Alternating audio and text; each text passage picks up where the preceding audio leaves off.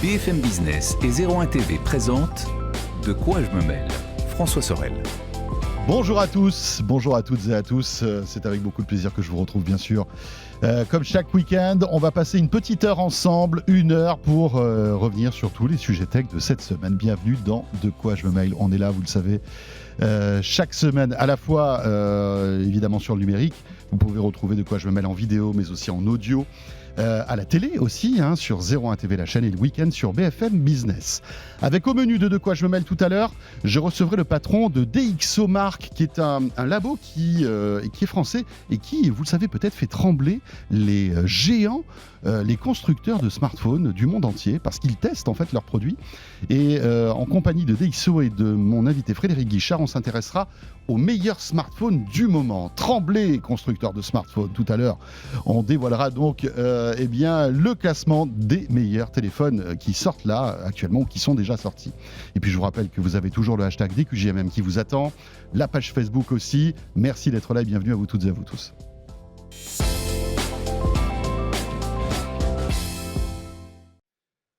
Le club de la presse IT pour débuter avec Anthony Morel. Oui. Mesdames, messieurs. Salut François, salut à tous. Quel accueil. Je suis prêt pour animer le Parc des Princes. Ah mais là, oui, j'allais dire le juste prix, mais pour le Parc des Princes, pour le Parc des Princes aussi probablement. Le juste prince. Le juste prince, oui, très bien. Ça commence fort là. Comme ça, on est bon. Ouais. Anthony Morel, que vous retrouvez bien sûr tous les matins sur BFM Business Culture Geek. Vous le retrouvez aussi chez Estelle Denis sur RMC entre midi et 2 du lundi au vendredi. Mais alors, qu'est-ce que c'est que cette histoire de podcast ? Je me suis régalé en écoutant ton nouveau podcast. Vrai. Ah bah c'est adorable. C'est très adorable. Bien. Ouais, on a lancé une petite série de podcasts qui s'appelle Le meilleur reste à venir, où on essaye d'imaginer le monde en 2050. Donc vaste thématique, donc sur avec plein de variations différentes. Donc la ville du futur, comment on se soignera, la salle de classe de demain, plein de choses comme ça. Et avec un point commun à chaque fois, c'est qu'on essaye de voir la tech côté positif. Voilà, c'est comment la tech peut tous nous tirer vers le haut. C'est vrai que dans les médias généralistes, on a tendance à aborder le prisme de côté un peu anxiogène, la tech de la société de surveillance, qui sont des vraies thématiques, on en parle assez régulièrement. Et on peut en plus vampiriser par l'actualité. Mais exactement, c'est ça. Donc on parle toujours des trains qui arrivent en retard, jamais de ceux qui arrivent à l'heure, comme on dit.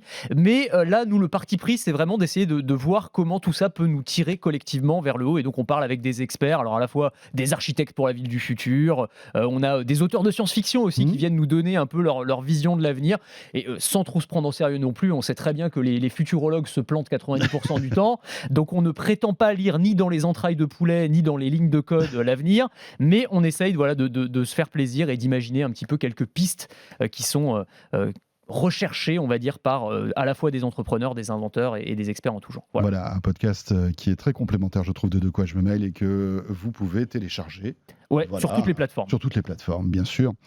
Très bonne idée, Anthony, vraiment, sincèrement. Écoute, c'est adorable, ça me fait plaisir. L'actualité de cette semaine, on va parler robots, on va évidemment évoquer le conflit en Ukraine, on va évoquer aussi Apple, qui, vous le savez sans doute, a annoncé quelques nouveautés.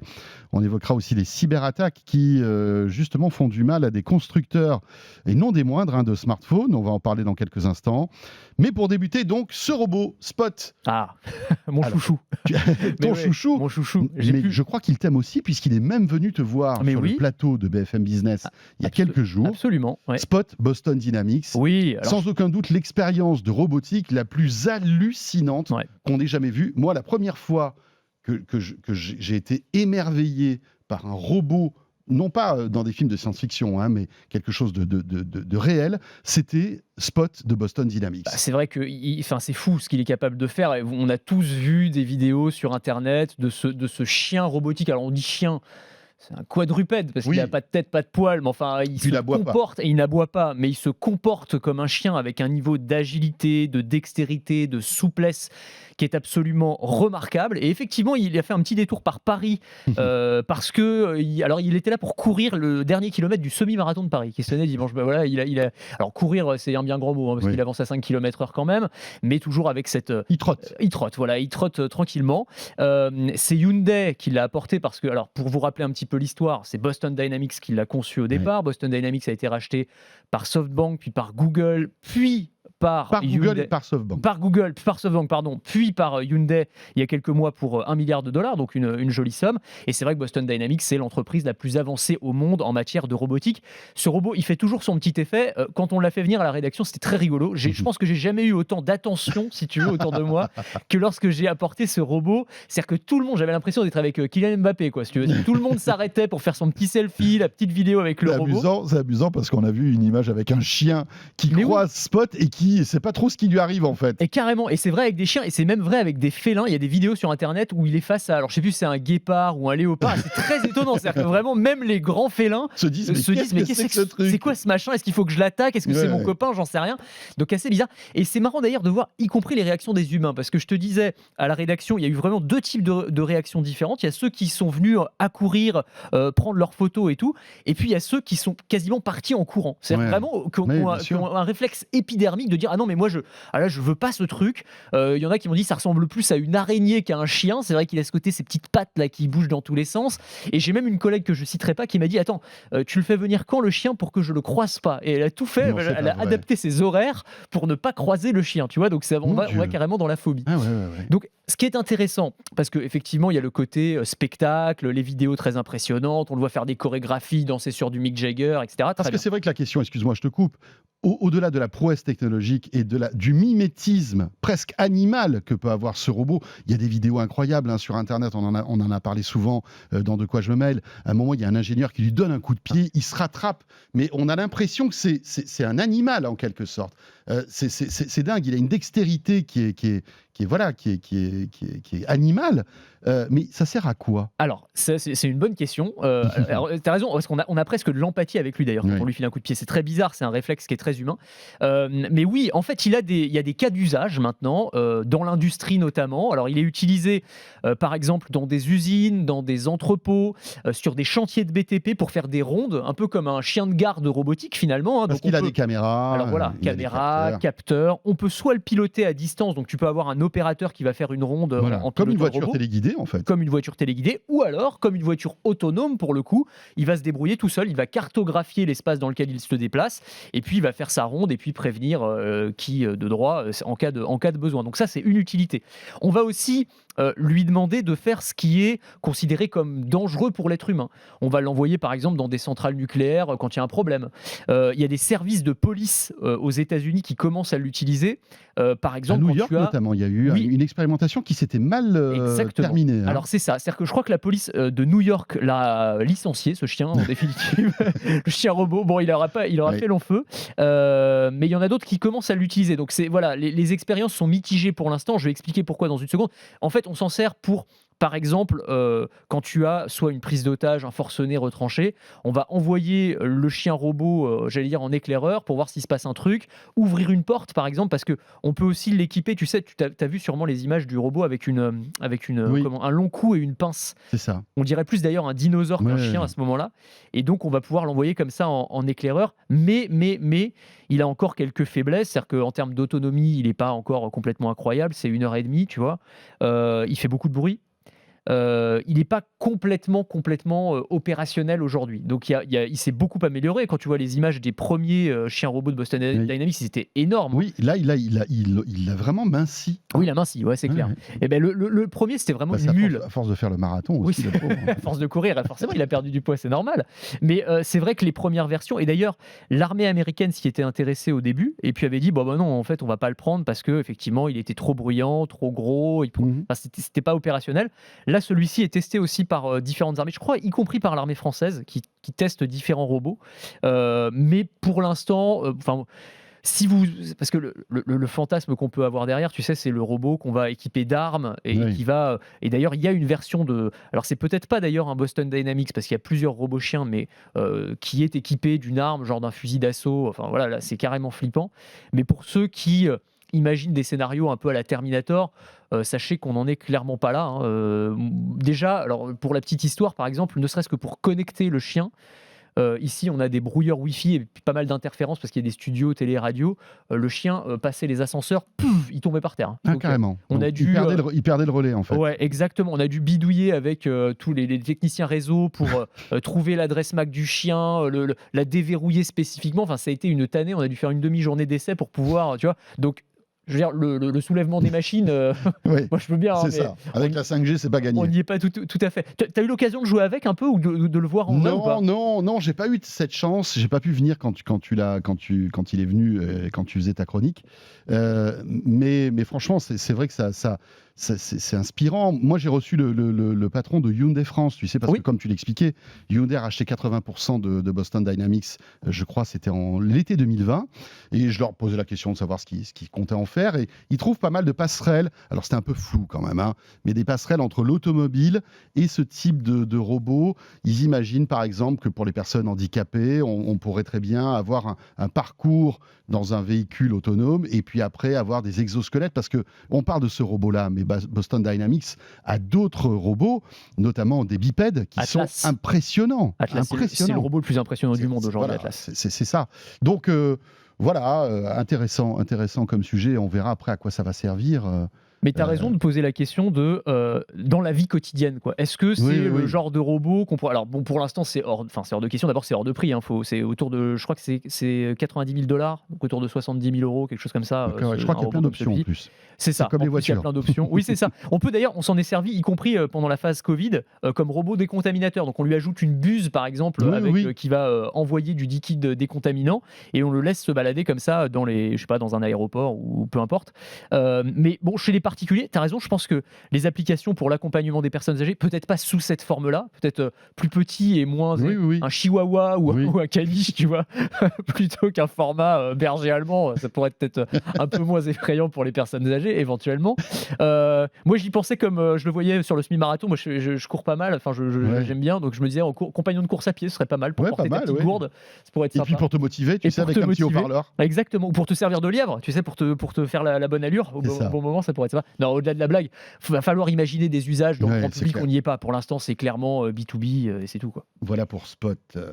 Sujet évidemment un petit peu plus lourd maintenant, hein, c'est le conflit en Ukraine. On en parle évidemment dans tous les médias. Vous le savez que dans De quoi je me mêle, on essaie d'aborder la partie tech parce que c'est intéressant et parce qu'on est en train de vivre une situation totalement inédite, hein. Vous le suivez, la Russie est en train de perdre en fait tous les services occidentaux. Tous, absolument. Et notamment dans le domaine de la tech. Ça va de McDo, qui a fermé ses 850 magasins, Starbucks, etc., au service numérique. Évidemment. Et on voit quand même l'importance que peuvent avoir les services numériques dans notre vie quotidienne et dans la vie aussi des entreprises d'ailleurs, parce que là, c'est une vraie mise sous cloche qui a lieu, ou une mise au banc de la Russie dans le domaine numérique. On l'évoquait un petit peu la semaine dernière parce que ça avait commencé. Oui, ça avait commencé. Et ça se poursuit, ça s'accélère. Et ça s'accélère, mais alors là, avec une violence, en gros, là, il n'y a plus rien. C'est-à-dire que ça va des fabricants de smartphones, donc Apple, puis Samsung, donc smartphone plus semi-conducteurs dans le cas de Samsung, à, j'allais dire, des choses qui sont dispensables. Je veux dire, tu peux vivre sans avoir accès à Netflix, par exemple, qui a coupé ses services en Russie. Tu as aussi les éditeurs de jeux vidéo qui ont tous dit, la grande majorité a dit, PlayStation pour les consoles a dit on arrête, Epic Games pour Fortnite, EA Games également, ils ont dit on arrête tout ce qui est microtransactions, donc les achats à l'intérieur du jeu. Et puis des choses, j'allais dire, qui sont beaucoup plus indispensables peut-être dans notre vie quotidienne, c'est tous les éditeurs de logiciels du genre Microsoft qui dit nous on arrête complètement la vente de logiciels, la vente de licences, donc ça veut dire aussi probablement plus de mise à jour. Donc il y a un moment tu vas te retrouver avec des ordinateurs qui sont complètement obsolètes et qui sont en proie à toutes sortes de vulnérabilités en termes de sécurité, c'est quand même problématique. Des logiciels d'entreprise genre Oracle, SAP, ça aussi, alors c'est peut-être moins visible du grand public, mais ça va avoir imaginez des conséquences. L'impact que ça a dans les entreprises. Et oui, très concrète. Amazon Web Services, qui c'est pas rien non plus, qui dit on ne va plus prendre de nouveaux clients en Russie. Donc ça, plus ça, plus ça, plus ça, plus Après, ça. plus prendre de nouveaux clients, ça ne veut pas dire arrêter les services actuels des clients qui ont leur service. C'est ça. Pour l'instant, ils en sont là. C'est vrai que s'ils coupaient vraiment le tuyau, là, les serveurs. Mais ça peut, c'est quelque chose qui peut arriver. C'est quelque chose qui peut arriver et les conséquences pourraient être dramatiques. Alors, ce qui est très YouTube intéressant. aussi, étonnant. Alors, YouTube, Google a arrêté toute monétisation en Russie. Facebook et Twitter. Alors, on ne sait pas trop qui a interdit qui, parce que la Russie a dit on interdit Facebook et Twitter. Et puis Facebook et Twitter ont dit oui, nous. Tu sais, ça fait penser au gaz, en fait. On dit on va plus prendre de gaz de la Russie, et puis la Russie dit de toute façon on va pas vous en donner. C'est un peu ça, effectivement. Donc voilà, il s'agit pas de se transformer en spécialiste de la géopolitique parce que c'est, je sais pas pour toi, en tout cas, c'est absolument pas mon cas. Mais ce qui est intéressant et ce que je voulais dire par là, c'est que la Russie s'est préparée à ça. C'est-à-dire que depuis plusieurs années, ils mettent vraiment l'accent sur même pas la souveraineté numérique, mais j'allais dire presque l'autarcie numérique. C'est-à-dire qu'ils préparent un monde où ils pourraient se couper complètement d'Internet. Et d'ailleurs, en 2019, ils ont réalisé un test à l'été où, disent-ils, ils ont complètement coupé le réseau. Ils ont leur propre réseau maintenant qui s'appelle Runet et qui leur permet de vivre quasiment en autonomie. En tout cas, c'est ce qu'ils disent. Ils ont développé aussi leur propre service. Ils ont leur Facebook qui s'appelle VK. Oui, ils ont Yandex, qui est leur moteur de recherche. Et leur moteur de recherche, qui a un système de cartographie comme Google Maps. Ils travaillent sur des voitures autonomes. Donc, on a l'impression qu'ils peuvent complètement se... Alors, qu'ils ont une partie de services qui peuvent vivre en autonomie. Après, je ne pense pas qu'on puisse complètement se passer d'un Microsoft, d'un Amazon Web Services. Ça me paraît beaucoup, beaucoup plus compliqué. Mais certains craignent cette notion de... Alors, je ne sais pas si tu t'as entendu parler de ça, de ce qu'on appelle le splinternet. Tu sais, alors, c'est split, donc fragmenté, quoi, et Internet. Donc, c'est cette idée que finalement... Peut-être qu'on va avoir demain, plutôt que cette grande idée de base d'Internet qui était un réseau interopérable mondial, chacun son réseau, quoi. Chacun son truc, celui de la Russie, celui de la Chine, avec ses propres règles, ses propres services, et il se passe très bien des GAFA et des services occidentaux, et puis celui des Occidentaux. Mais j'allais dire peut-être que l'Europe fait preuve d'un petit peu de naïveté en la matière, parce que pour le coup... nous, on n'a pas notre Internet à nous, on vit sous l'Internet des Américains. Après, n'oublions pas qu'entre la Chine et la Russie, on est quand même sur des gouvernements très autoritaires qui n'ont pas la même vision de la société que le monde occidental. Est-ce que de la même manière, on peut bloquer, parce qu'en Chine, c'est ça. Oui. Tout est bloqué. Ouais, c'est ça. Les GAFA, nous, c'est pas la démocratie, c'est pas notre manière de voir les choses. Non, c'est vrai, mais moi je pensais plus au fait. Comment aujourd'hui se séparer d'un Google, d'un Facebook, d'un Twitter en France ? Non, mais c'est vrai, tu as raison, mais le truc, c'est que je pensais moins à couper les services qu'on a aujourd'hui qu'à développer les autres. Voilà, c'est ça, exactement. Et on l'a vu. Il y avait un bon exemple. On se rapproche plus de la souveraineté à ce moment-là. Voilà, on se rapproche plus de la souveraineté, mais je trouve que c'est important. Et on l'a vu par exemple avec l'avènement du télétravail, où on s'est rendu compte encore une fois à quel point on était drogué à tous les services américains, parce que tout le monde a téléchargé Zoom, Teams, etc. Et en fait, en recherchant un petit peu, c'était pour une chronique que j'avais bossé, je me suis rendu compte, parce que moi-même je ne le savais pas, alors qu'on est quand même plutôt bien informé, qu'il y a plein de services français qui sont très performants et qui sont même reconnus, tu sais, dans les Gartner Quadrant, tous les trucs de cabinets de recherche qui notent en fait et qui hiérarchisent les logiciels les uns par rapport aux autres. Mais sauf que personne ou quasiment personne les utilise. Il y a un Slack français, il y a un Zoom français, il y a un WeTransfer français qui s'appelle Smash, qui est pas mal, qui fonctionne très bien. Mais c'est même plus intéressant, qui propose plus de services gratuitement. Mais sauf que qui le connaît par rapport à WeTransfer ? Donc c'est vraiment, il y a un vrai D'où travail à faire. D'où notre boulot aussi de journaliste, à présenter ces services. Et tu as tout à fait raison. Moi, depuis que j'ai repris Tech & Co sur BFM Business tous les soirs, je me rends compte de la richesse, de la diversité en fait des services français. Excellent qu'on peut proposer. Mais c'est vrai que tu as raison, tu les mets en avant, mais c'est pas suffisamment mis en avant dans les médias en général, on va dire. Voilà pour ce conflit, bien sûr. Vous savez quoi, en Russie, il n'y a plus de produits Apple. Et il n'y aura sûrement pas les produits qui ont été annoncés cette semaine. On va en dire un mot, Anthony, parce que c'est aussi l'actu. Apple a fait sa keynote, que vous avez pu suivre d'ailleurs sur 01 TV, puisqu'on l'a retransmise, comme toutes les keynotes Apple. Voilà, il n'y a rien de révolutionnaire. Un nouvel iPhone. Ouais, ça. Tu l'as mieux suivi que moi, je pense, cette keynote. iPhone SE. Donc nouvelle tu prends itération. Le châssis. Ouais, c'est ça. Tu prends le châssis de l'iPhone de 2014, tu sais, avec les gros bords, le Touch ID, et puis tu changes tout l'intérieur et tu mets à jour en fait le hardware pour que ce soit un iPhone performant. Nouveau processeur, donc ça c'est pas mal. Nouveau processeur, nouvelle caméra, système de recharge par induction, etc., etc. 529 €. Voilà, donc c'est pas donné non plus. Hein. L'iPhone Pas donné. low cost. Voilà, Je fais des gros guillemets pour C'est ceux ça. qui nous écoutent. Ouais. Écran 4,7 pouces. Ouais. C'est un design aussi qui a vieilli. Hein. Aujourd'hui, C'est ça. tu as des téléphones avec, il n'y a plus Il y a de plus de bord. bordure. Là, tu prends cet iPhone dans la figure, tu te dis, waouh, il est très beau, hein. Non, mais c'est un smartphone d'un autre âge, on va dire. Exactement. Et Nouvel puis, iPad Air. iPad Air aussi. Voilà, Pareil, plus puissant. c'est des améliorations, comme on dit, incrémentales. C'est-à-dire, il y a clairement pas de rupture technologique. C'est voilà. On améliore un peu le processeur et c'est très bien, il n'y a pas de souci. On refait du neuf un peu à l'intérieur et puis on se retrouve avec des appareils qui vont se vendre comme des petits pains probablement. Mais voilà, on hésite toujours en fait. Alors c'est ce on avait ce débat, on peut le dire, hein, avant le bien début sûr, de bien sûr, l'émission. bien sûr, tu as raison. Est-ce qu'on en parle, est-ce qu'on n'en parle pas? C'est toujours bizarre de ne pas en parler, parce que je vois aussi parfois des critiques qui disent « Ah, mais vous parlez tout le temps d'Apple, etc. » Franchement, c'est dur de ne pas en parler, c'est quand même la plus grande entreprise technologique du monde. Donc quand ils font des annonces, forcément, on regarde. Oui, Et bien sûr, ça nous bien sûr, intéresse. bien sûr. Ça intéresse aussi, on sait qu'il y a une frange de la communauté qui est très fan d'Apple. Après, c'est vrai que toutes les keynotes ne se valent pas. Celle-ci, c'était pas la plus extraordinaire du monde. C'est clair. D'autant que, en général, de toute façon, c'est celle d'automne qui compte avec les nouveaux iPhones, etc. Mais bon, ça reste des nouveautés intéressantes. Après, il y a aussi une nouveauté, malgré tout, qu'il faut signaler, c'est un nouveau Mac qui s'appelle le Mac Studio. Je ne sais pas si tu as vu ça. Ah oui, c'est vrai. Ouais. Alors ça, c'est un nouveau produit, en revanche, mais qui est réservé à l'élite, hein, puisque ça coûte plusieurs milliers d'euros. Il y a aussi un écran. Apple renoue avec la fabrication d'écrans. Tu sais qu'ils avaient arrêté, là, ils reviennent avec un écran, évidemment, qui est super, mais qui coûte plus de 2000 euros. Tu connectes le Mac Studio, tu en as pour 4500 euros déjà pour l'écran et la station de travail. Tu n'as pas de clavier, tu n'as pas de souris. Donc voilà, si vous êtes avec moi. Est-ce que tu as la lingette? Non. 25 euros en prime. C'est ça.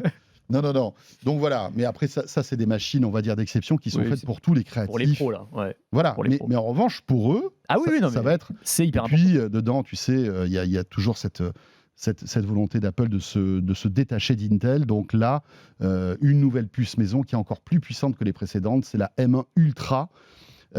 Qui, paraît-il, explose tout. Ouais. Mais là encore, il faut attendre que la rédaction de 01net teste tout ça. On a parlé d'Apple. Si on parlait de Samsung, alors cette fois-ci, Samsung, ils ont été un petit peu bouleversés et bousculés cette semaine. Hein. Ah oui, c'est ça.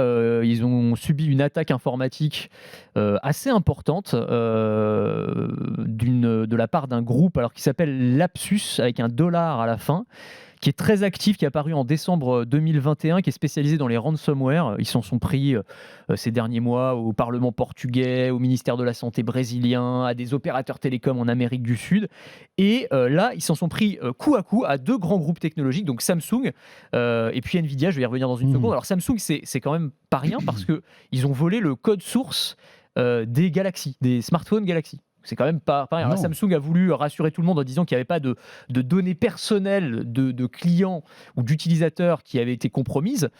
Mais quand même, alors quand on dit code source, parce que vous savez bien que les Galaxy tournent sous Android, mais il y a toujours la surcouche logicielle de chaque fabricant. Donc là, c'est le code source des Galaxy, avec notamment des données, les fonctions biométriques et le chiffrement des données qui auraient été récupérés par ces hackers. Le mode d'emploi en fait de la sécurisation. Voilà. Oui. Donc on peut se dire quand même que ça risque un peu plus chaud quand même. C'est ça. Alors, c'est toujours compliqué parce qu'il n'y a pas eu de communication officielle, si ce n'est pour dire qu'il n'y a pas eu de compromission de données utilisateurs. Mais enfin, on se dit qu'avec ce genre d'informations, ils vont probablement pouvoir en faire quelque chose. Il y a 200 gigas de données qui ont été volées.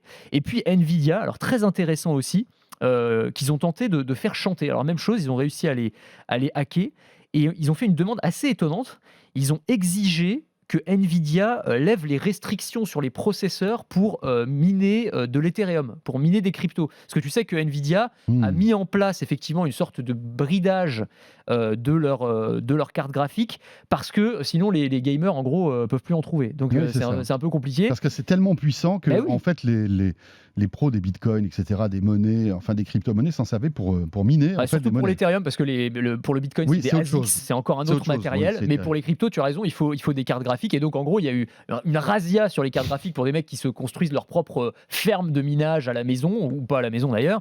Et donc pour lutter contre ça, ils ont dit on va brider la techno. Et donc ces pirates ont dit non, on vous rendra pas vos données. Mais donnez-nous le patch qui va bien. C'est exactement ça. Donc c'est intéressant, mais en tout cas, voilà deux grands groupes Ouais. qui se sont fait pirater là en l'espace de quelques jours, donc c'est pas rien. Comme quoi, même de grands groupes comme ça peuvent se retrouver fragilisés C'est ça. à cause d'attaques de Personne n'est à l'abri. cyberattaques. Personne n'est à l'abri. C'est clair.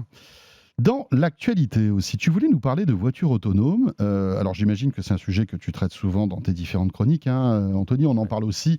J'ai le plaisir d'animer avec Pauline Ducamp tous les week-ends une émission qui s'appelle En route pour demain, que vous retrouvez sur 01 TV et sur BFM Business. Très intéressant aussi de voir toutes les promesses de la voiture autonome qu'on nous vend depuis des années, les déceptions, les lueurs d'espoir aussi qui arrivent, la législation, enfin, c'est un sujet passionnant, hein, bien évidemment. Ça avance la voiture autonome ou pas ? Ça avance doucement. Ça avance doucement, mais tu as raison. Au moins, comme ça, on n'aura pas d'accident. Ça avance doucement. C'est clair. Non, mais c'est vraiment ce que tu disais. C'est entre les promesses qu'on nous fait depuis des années, parce que vraiment, il y a un moment où, quand tu regardes, enfin, t'allais sur. Moi, je me souviens, il y a quelques années au CES, ça y est, on était dans la voiture autonome, hein, les gars. Hein. Attends, mais tu te souviens, tu avais les cockpits, enfin les habitacles du futur, où tu avais ni volant, ni pédale, où les sièges se retournaient. Tu sais, tu avais une sorte de mini-salon à l'intérieur de la voiture, où tu pouvais mettre une table au milieu. Voilà, tu pouvais faire ton mini-bar, ton lounge. C'était génial et tout. Et en fait, tu te rends compte que ça. Enfin, on ne sait pas si ça arrivera un jour, mais en tout cas, ça ne va pas arriver tout de suite. Ça, c'est clair. Tu avais l'impression que c'était pour dans 6 mois quand on te le présentait.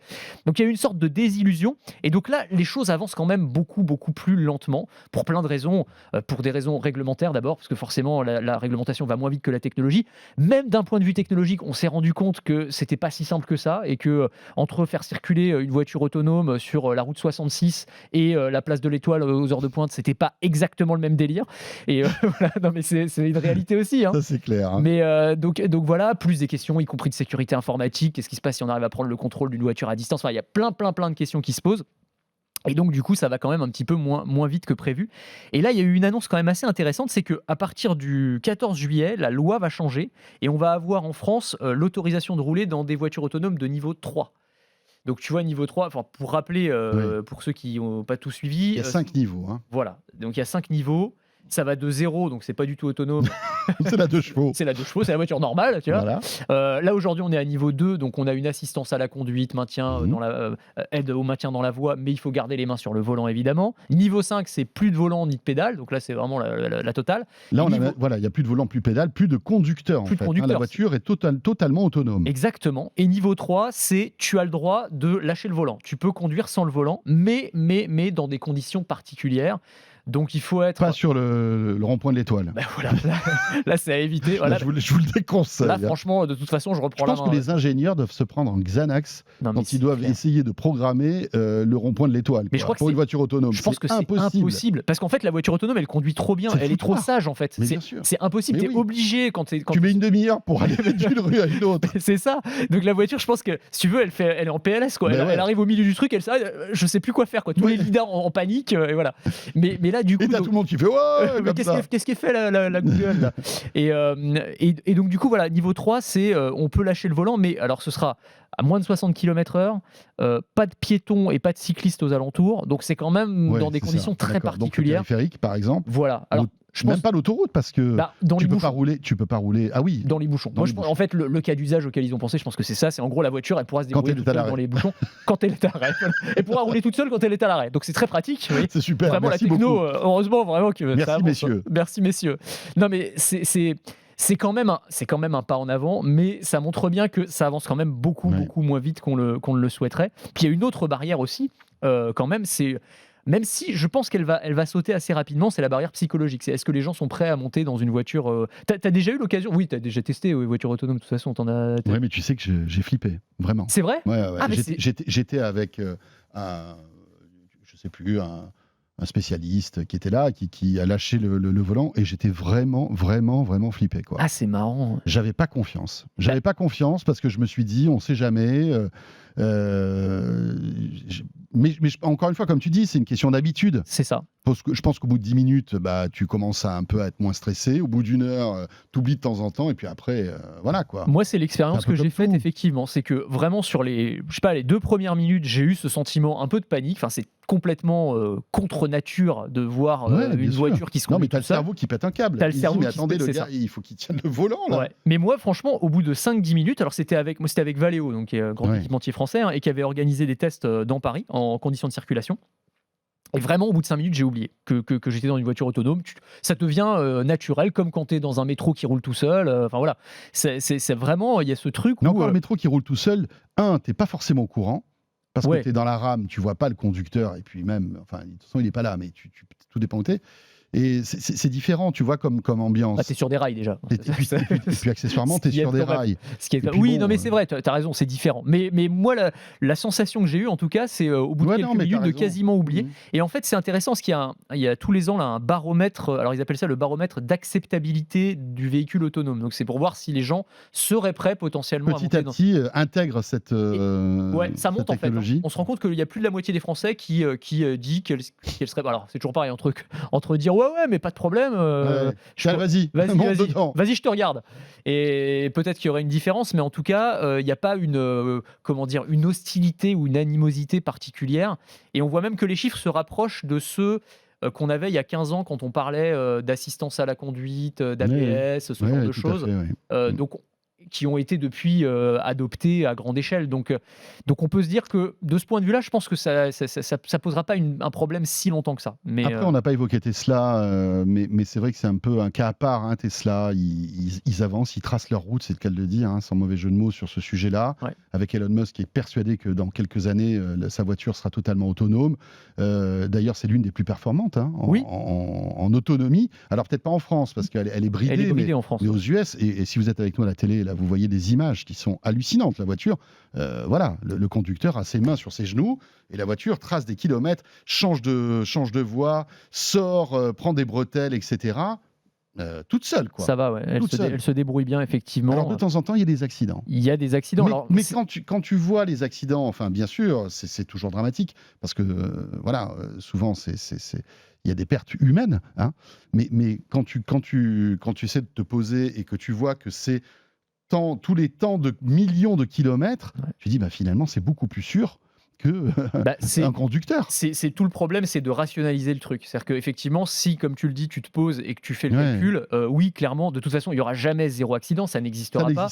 Simplement, tu te rends compte que ces voitures, elles sont plus fiables qu'un conducteur humain parce que les accidents vont être largement moindres en morts par kilomètre. Je ne sais pas comment calculer ça. Oui, non, mais c'est ça. Sauf que à chaque fois, c'est un peu comme l'avion, tu vois. Oui, il y a exactement. des gens qui se disent à l'avion, machin, évidemment, mais après, quand tu regardes les statistiques, tu dis, ok, c'est le moyen de transport le plus sûr du monde, effectivement. À part l'ascenseur, qui est encore plus sûr. L'ascenseur est plus sûr. Oui, si on le considère comme un moyen de transport, il y a encore moins de. Même ceux d'Altis, t'es sûr? Ouais, souvent en panne. Mais il n'y a pas encore eu de mort à ce stade. C'est vrai. Ou alors on ne le sait pas. Ou alors on le sait pas, mais voilà. Mais non, mais ce que je veux dire, c'est que effectivement, statistiquement, si tu poses vraiment les statistiques, clairement, avantage à la voiture autonome. Sauf que dès que tu vas avoir un accident, et c'est le cas, surtout quand il y a un mort, ça va faire la une de tous les journaux. Et Elon Musk l'avait dit, il avait dit, bon, écoutez, voilà, à chaque fois qu'il y a un accident grave avec Tesla, vous le dites, mais parlez aussi des trains qui arrivent à l'heure. Alors vous n'avez pas évoqué à chaque fois un trajet qui s'est bien fait, mais c'est vrai que, bon, voilà, quoi, il faut remettre les choses en perspective. Ouais, absolument. Il nous reste quelques minutes. Il fallait qu'on parle du salon de l'agriculture quand même, Anthony. Ouais. Tu y allais ? Alors j'y suis allé rapidement, on va dire. Voilà, j'ai fait un petit tour, mais c'est intéressant parce que j'y vais tous les ans, parce que j'aime beaucoup les vaches d'abord. Première chose, et deuxième chose. T'aimes les vaches ? Ouais, bien sûr. Bien sûr. Ouais, je viens de la région nantaise. Il y a beaucoup de vaches dans le coin, voilà, un Pays de Loire. Mais surtout parce que je m'intéresse à ce qu'on appelle l'agritech. Parce qu'on parle d'agriculteurs, on peut dire presque des agiculteurs maintenant. Hein, c'est comme ça qu'on les surnomme quasiment, parce que il y a énormément de technologies qui se mettent au service de l'agriculture. Alors, on pourrait en faire des émissions entières, mais alors il y a un truc qui est assez dingue. Mais regardez, si vous êtes avec nous à la télé ou en vidéo. Ah oui, faut le décrire. Hein. François, je te laisse, vas-y, dis-nous ce que tu vois. Donc, évidemment, il y a une vache qui a 2 masques de réalité virtuelle. Pourquoi 2 ? Parce qu'elle a 2 yeux et effectivement, elle a des yeux un petit peu plus gros que nous. Donc, elle a de chaque côté, en fait, sur chaque œil, un masque de réalité virtuelle. C'est ça, exactement. On envoie les vaches dans le métaverse. Tu vois, on n'avait pas encore prononcé le mot, donc je le prononce pour avoir le bingo tech. Le bigotet. Mais effectivement, alors c'était pas sur ce salon de l'agriculture, mais ce sont des agriculteurs. Les premières expérimentations ont eu lieu en Russie il y a quelques mois, et puis en Turquie. Et pourquoi est-ce qu'on met des casques de réalité virtuelle sur la tête des vaches ? Eh bien pour qu'elles produisent plus de lait, Ah bon ? figure-toi. Ben oui. Alors on savait que les agriculteurs, parfois, leur passaient de la musique classique, par exemple, pour améliorer la production. Eh bien là, on leur met ces casques, on leur diffuse des images de pâturage verdoyant par un grand soleil alors qu'on est au creux de l'hiver, et en fait ça a un impact sur la production, c'est-à-dire que quand les vaches ont pas le moral, comme c'est le cas en ce moment, parce que comme nous en hiver elles sont pas forcément au top de leur forme, elles produisent moins. Alors sur les vaches cobayes, ce sera encore une fois à valider scientifiquement, on va dire c'est sur les premières expérimentations, eh bien la production quotidienne serait passée de 22 à 27 litres de lait par jour. C'est pas juste du gadget, puisque en Russie, alors c'était avant la guerre, mais le ministère de l'Agriculture de Moscou estimait que ça pourrait constituer une solution durable au problème de production laitière que connaît la région.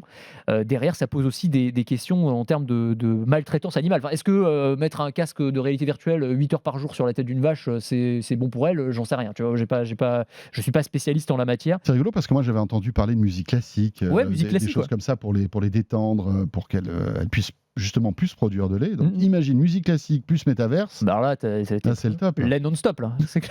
Enfin moi je sais que, je sais pas pour les vaches, mais moi on me met un casque de réalité virtuelle 8 heures par jour, je pète un plomb. Donc voilà. C'est vrai. C'est pas forcément. Le problème c'est qu'on peut pas trop leur demander leur avis à ces vaches là. Merci beaucoup Anthony. Merci François. C'était super, bien évidemment, comme chaque semaine. Voilà l'actu, ce qu'il fallait retenir dans l'actu tech de cette semaine. Est-ce que tu connais le labo d'Ixomark ? Forcément, tu es allé les voir, bien sûr. Tu en parles de temps en temps. Je trouve que c'est un labo très intéressant, et à quelques kilomètres d'ici, en fait, on se retrouve avec une boîte qui arrive à faire trembler les plus grands constructeurs de smartphones. Tout le monde regarde leur classement. C'est dingue ça. Tout le monde regarde leur classement. Le critique, parfois, c'est une marque qui est assez controversée aussi. Bien sûr.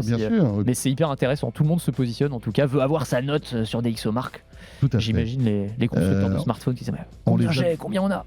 On les a déjà reçus dans De quoi je me mêle, mais je reçois Frédéric Guichard dans un instant, parce que évidemment Dixomark établit des classements des meilleurs smartphones. Toujours intéressant aussi de voir ce qui fonctionne et ce qui fonctionne pas. Donc vous restez avec nous. À tout de suite. De quoi je me mêle revient dans un instant. De quoi je me mêle sur BFM Business et 01 TV.